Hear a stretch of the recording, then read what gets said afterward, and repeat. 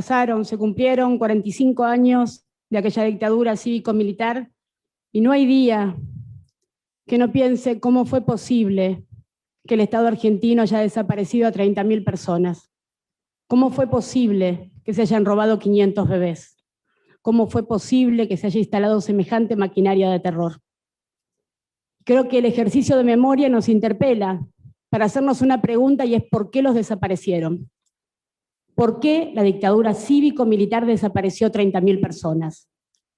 Y las desapareció porque era necesario que esas personas estuvieran desaparecidas para poder instalar ese modelo económico de país. No solo en la Argentina, sino en toda Latinoamérica. Que tuviera para siempre a nuestro pueblo de rodillas.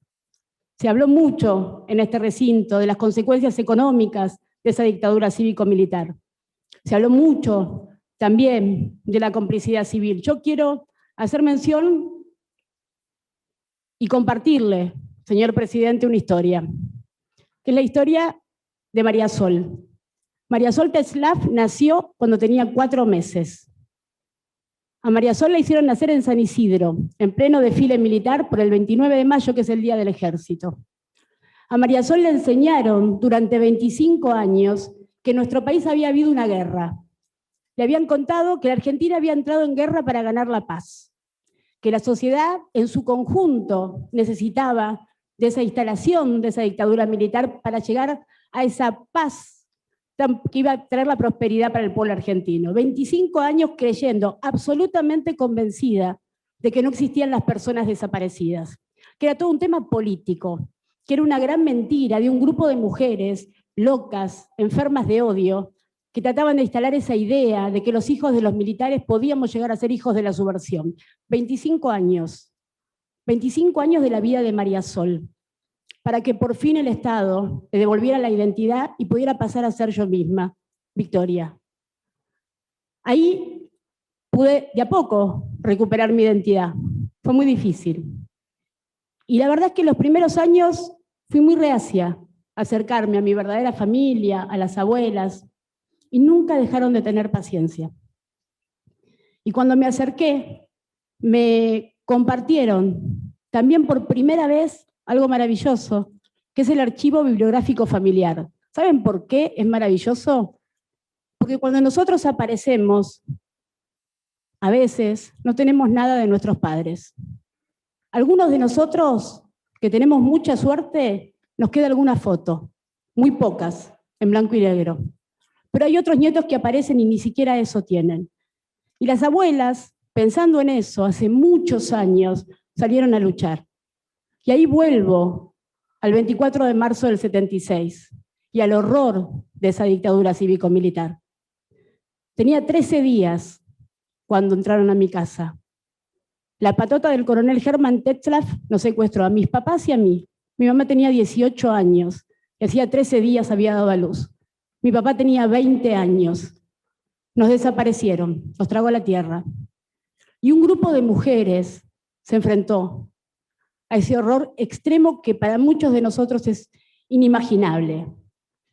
Y decidieron venir acá, a metros, a luchar, a pronunciarse, a preguntar qué nos había pasado, porque las personas no desaparecemos, no era natural, en algún lado teníamos que estar.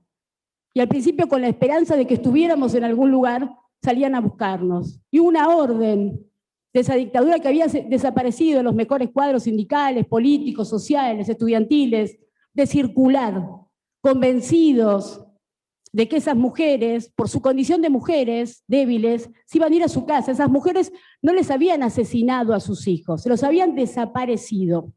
Para el que no lo sabe, los que tenemos un ser querido desaparecido, lo esperamos todos los días. Aunque sepamos que no va a volver, lo seguimos esperando, porque no tenemos ese cuerpo que nos confirme que se terminó esa vida.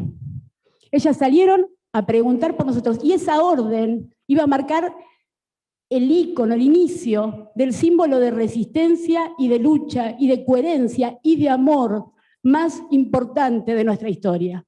Esas mujeres, que en aquellos años eran las locas de la plaza, salieron a buscarnos a todos, a esos miles que iban desapareciendo. Y al principio eran muy pocas, y lamentablemente cada vez fueron más.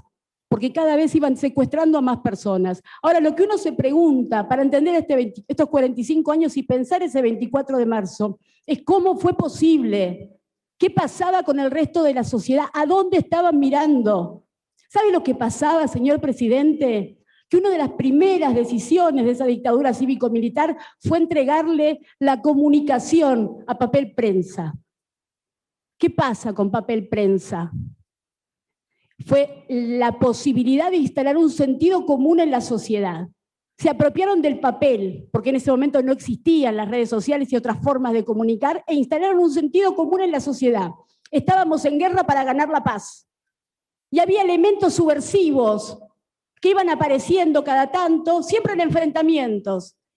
Esos enfrentamientos muchas veces tenían a niños también como elementos subversivos que habían caído como parte de esa necesidad imperiosa de instalar esa Argentina para muy pocos. Y ellas también se enfrentaron a eso.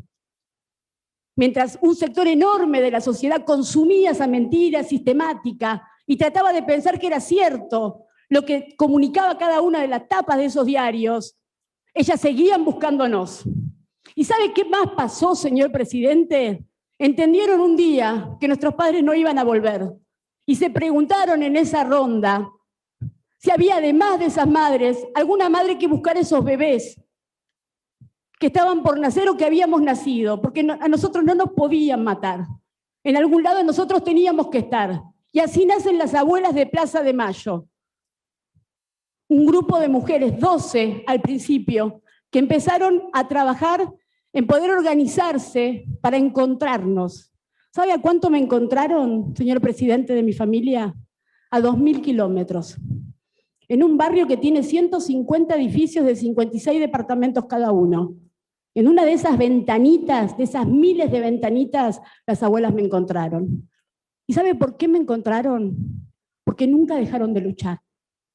Porque convirtieron todo ese dolor, que debe ser enorme y desgarrador e impresionante, y se lo digo como abuela, porque no me imagino ni un solo día de mi vida, desde hace más de 2 años, a mi nieto creciendo en otros brazos.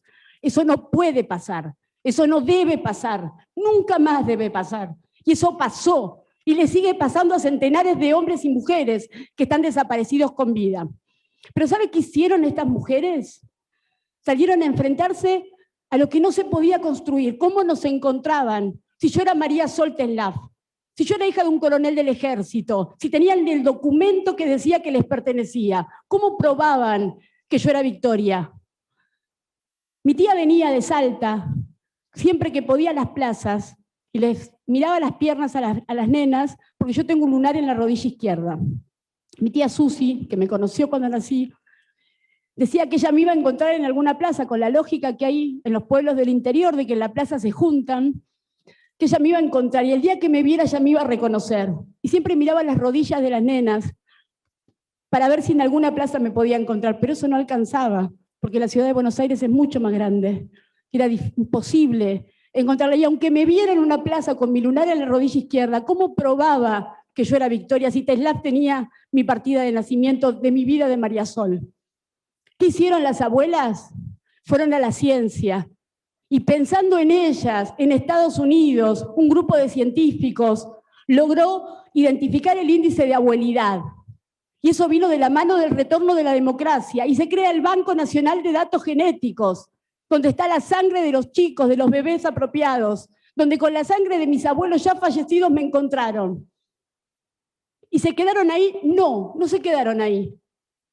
Porque discutieron que la identidad era un derecho humano, que nosotros teníamos derecho a nuestra identidad, a saber de nuestro origen, de nuestros padres, quiénes éramos. Pero ¿sabe qué? Antes de las abuelas eso no se discutía. Y los que tienen más o menos mi edad se deben acordar que estaba esa idea que a los chicos adoptados no había que contarles que eran adoptados, porque les generaba un trauma innecesario. Ellas dijeron que no, que la verdad no debe ser una opción en la vida. Y salieron y pelearon y llevaron pruebas y hablaron de su lucha. ¿Y sabe lo que se logró, señor presidente? Que todos los niños del mundo tengan derecho a la identidad, gracias al artículo argentino que es el de las abuelas de Plaza de Mayo. Pero ¿sabe qué más? Tampoco se quedaron ahí. ¿Sabe qué más hicieron? Pensar qué iban a hacer con nosotros cuando nos encontraran. ¿Cómo nos iban a contener? ¿Cómo nos iban a explicar que nosotros no éramos nosotros? ¿Cómo se hacía si no había ningún lugar en el mundo donde esto hubiera pasado? Donde el propio Estado haya secuestrado a personas, a niños, para implantarlos en una vida totalmente ajena a la que debió ser su vida. Porque a María Sol no la formatearon porque sí. A María Sol la formatearon porque era parte de un proyecto de país, para que los hijos de esa generación nunca fueran ellos mismos. ¿Sabe para qué? Para que nunca se active el gen subversivo. Para que no nos demos cuenta de que éramos capaces de continuar los sueños de nuestros padres. Y en eso las abuelas lograron poder abordar por primera vez desde la psicología la construcción, la reconstrucción de la identidad, que hoy sigue trabajando. Es el Centro por el Derecho a la Identidad, que no solo nos acompaña a quienes literalmente nos atravesó la historia del terrorismo de Estado, sino a muchas otras personas que también tienen que reencontrarse con su identidad porque fueron adoptados de forma ilegal, o porque quizás nunca van a saber qué fue de su verdadera identidad. Esas son las abuelas de Plaza de Mayo. Nosotros, señor presidente, habíamos trabajado en la Comisión de Derechos Humanos una declaración conjunta que venimos en estos últimos años logrando, que incorpora a los 30.000 desaparecidos, que habla de la dictadura cívico-militar y que dice claramente que esta historia no se tiene que repetir nunca más. Y eso es parte de un gran avance de la madurez política de los diputados y diputadas, que aunque pensemos distinto, sabemos que este piso del nunca más no se cuestiona. Ahora le pregunto, señor presidente, ¿cómo es posible que el día de hoy su partido político haya sacado un comunicado que dice que la señora Estela Barnes de Carlotto, abuela de Plaza de Mayo, la responsable de que María Sol haya dejado de vivir en la mentira y hoy pueda ser quien verdaderamente debió haber sido siempre, la responsable junto con otras mujeres de que 130 hombres y mujeres tengan su verdadera identidad, la responsable de que podamos tener un poco de paz para todo el dolor que es tener un ser querido desaparecido. No se imagina, gracias a Dios, señor presidente, usted no se imagina lo que es tener un ser querido desaparecido. Usted no se imagina, señor presidente, lo que es leer la autopsia del equipo argentino de antropología forense. También consecuencia de Estela de Carlotto y de ese grupo de madres y abuelas. El equipo argentino de antropología forense, que marca la enorme lucha del Estado argentino por la verdad. Olvidémonos de qué espacio político, qué partido pertenecemos. El Estado argentino por la verdad, porque en muchos países del mundo hay genocidios.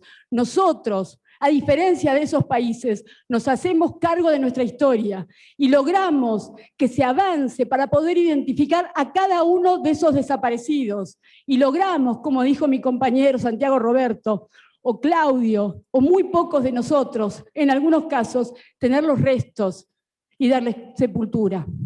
Que esté su nombre en la lápida, algo que es antinatural. Nadie se pone feliz cuando va a la tumba de un ser querido. Nosotros sí. Si usted me pregunta, señor presidente, el sueño de mi vida es poder construir la tumba de mi mamá. Dimensione el horror de la dictadura cívico-militar.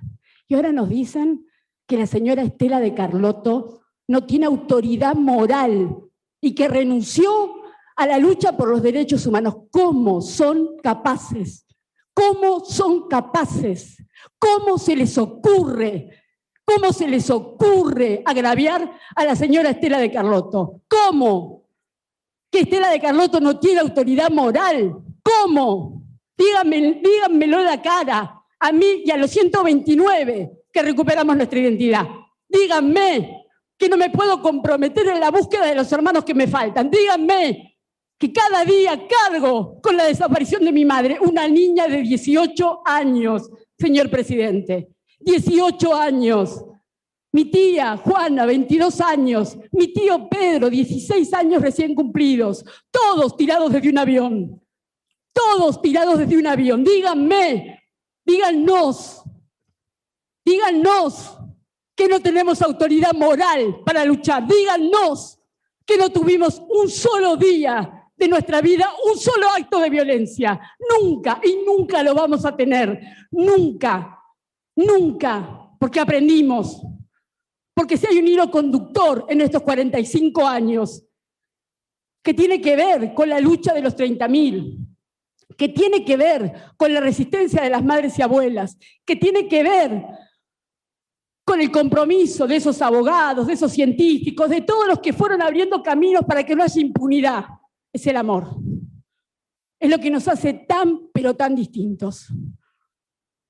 Yo sé y me consta que muchos de los diputados y diputadas que están en esta casa no piensan de esa forma, pero este es un comunicado de su partido político, señor presidente. Un comunicado que agravia la historia de lucha y de dignidad, no de un sector del pueblo argentino en su conjunto. ¿Cómo piensan en votar una conmemoración del 24 de marzo atacando al símbolo que hizo posible que estemos parados sobre esta historia? ¿O se piensan que la democracia vino así como así? ¿O se piensan que, a diferencia de otros países de América Latina que han tenido golpes blandos, no nos pasó? ¿Saben por qué no nos pasó? Porque somos la diferencia. Porque esas mujeres hicieron la diferencia. Nosotros vamos a presentar, señor presidente, un repudio. Un repudio que le vamos a pedir que se trate, obviamente, hoy mismo. Un repudio que vamos a pedir que se vote de forma nominal. ¿Sabe por qué? Porque cuando viene Estela de Carlotto, obviamente, por todo lo que ella significa y simboliza, muchos se acercan a saludarla. No la saluden más. No la saluden más. No tienen autoridad moral ustedes ahora para saludarlas, si no nos acompañan en este repudio. Los pañuelos no se tocan, los pañuelos se defienden, porque sin esos pañuelos nosotros no estaríamos parados donde estamos. Hay límites, señor presidente, hay un piso que construimos y de eso no estamos dispuestos a retroceder. ¿Sabe por qué, señor presidente? Porque la sangre, no solo la sangre, te hace heredero de una lucha. No le pasó a María Sol, no le pasó a Victoria, le pasó a todo el pueblo argentino. Porque esa ruptura de la democracia, porque esa dictadura cívico-militar tenía un objetivo más grande. No vinieron por los 30.000 ni vinieron por nosotros, 500 bebés. No tenemos nada especial, nada distinto a cualquier persona. Vinieron a poner de rodillas un pueblo. Vinieron a apropiarse de la identidad de nosotros como argentinos, para que nunca pudiéramos ser nosotros mismos. Y acá estamos. 45 años después, nosotros mismos, luchando por todos los que nos faltan, absolutamente convencidos de que somos herederos del mismo sueño que tuvieron nuestros viejos, nuestros 30.000, que era cambiarlo todo. Estamos convencidos que vinimos al mundo a transformarlo todo. Estamos convencidos que cada día podemos ser mejores. Estamos convencidos de que esta democracia se cuida y se respeta. Pero principalmente estamos convencidos que el mejor símbolo, que es el que nos une, que es el que nos hace mejores, son nuestras madres y abuelas. No se puede hablar de memoria, verdad y justicia sin respetar a los pañuelos. No se puede. No se puede, señor presidente. Porque no podemos decir que los 30.000 están presentes en esta declaración si no nos pronunciamos. Estela Barnes de Carlotto ha renunciado a la defensa de los derechos humanos. ¿Cómo se atreven? ¿Sabe por qué se atreven algunos, señor presidente? Porque aman la violencia. Porque les encanta la violencia. Porque lo han hecho antes. Porque han estado extasiados frente a la muerte de inocentes. No es casualidad. No es casualidad. Por supuesto que no lo es. Es un posicionamiento político claro. Clarísimo. Ahora yo le pregunto, señor presidente, ¿de qué lado van a estar ustedes? ¿Del lado de las madres y de las abuelas? ¿Del lado de la búsqueda de los nietos? ¿O del lado de esta violencia política, que es la misma que tiró bolsas en la Plaza de Mayo con el nombre de Estela de Carlotto? ¿Le parece que es casualidad? ¿Le parece que es casualidad, señor presidente? A mí me parece que no, a nosotros nos parece que no. No nos podemos callar, no nos vamos a callar. Las abuelas se respetan.